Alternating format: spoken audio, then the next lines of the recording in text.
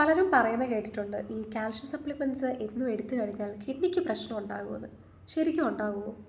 എടുക്കേണ്ട രീതിയിൽ എടുത്തു കഴിഞ്ഞാൽ ഒരിക്കലും പ്രശ്നം ഉണ്ടാവില്ല. മറിച്ച് പല പ്രശ്നങ്ങളെ തടയാനായിട്ട് സഹായിക്കുന്ന ഒന്നാണ് കാൽഷ്യം സപ്ലിമെൻറ്റ്സ് എന്ന് പറയുന്നത്. ഈ ചോക്കൊക്കെ താഴെ വീഴുമ്പോൾ പൊടിയുന്ന കണ്ടിട്ടുണ്ടോ? അതുപോലെ ഈ പ്രായം ചെന്ന ആൾക്കാരുടെ എല്ലെന്ന് പറയുന്നത് പെട്ടെന്നൊന്ന് മുട്ടുക അല്ലെങ്കിൽ വീഴുക, അപ്പോഴത്തേക്കും ഫ്രാക്ചർ. അതിൻ്റെ മെയിൻ കാരണമെന്ന് പറയുന്നത് കാൽഷ്യം പ്രോപ്പറായിട്ട് ഇല്ലാത്തത് കൊണ്ടാണ്.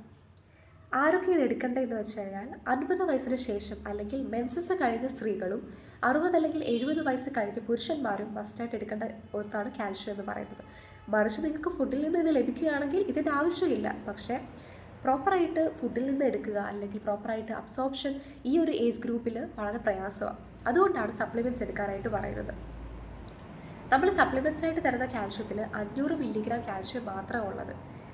അതേസമയം ഈ കാറ്റഗറിയിൽ, അതായത് 50 വയസ്സിന് ശേഷം അല്ലെങ്കിൽ 50 വയസ്സിന് ശേഷമുള്ള സ്ത്രീകൾക്കും 70 വയസ്സിന് ശേഷമുള്ള പുരുഷന്മാരിലും ഒരു ദിവസം വേണ്ട കാൽഷ്യത്തിൻ്റെ അളവെന്ന് പറയുന്നത് 1200 മില്ലിഗ്രാമാണ്.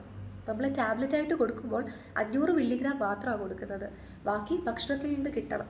അങ്ങനെയെങ്കിലും ബാക്കി ഭക്ഷണത്തിൽ നിന്ന് കിട്ടണം. എന്നാൽ മാത്രമേ ഒരു ദിവസത്തെ നമ്മുടെ റിക്വയർമെൻറ്റ് ഫുൾഫിൽ ആവത്തുള്ളൂ. ഇല്ലെങ്കിൽ എന്താ പറ്റുന്നത്? ഇതുപോലെ വീഴുമ്പോൾ ഒക്കെ പെട്ടെന്ന് ഫ്രാക്ചർ ഉണ്ടാകാനുള്ള സാധ്യത കൂടുതലാണ്.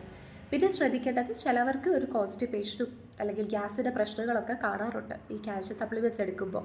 അങ്ങനെയുള്ളവർ ഫുഡിൻ്റെ കൂടെ അല്ലെങ്കിൽ ഫുഡ് കഴിച്ച ഉടനെ തന്നെ ഈ സപ്ലിമെൻറ്റ്സ് എടുത്താൽ മതിയാകും.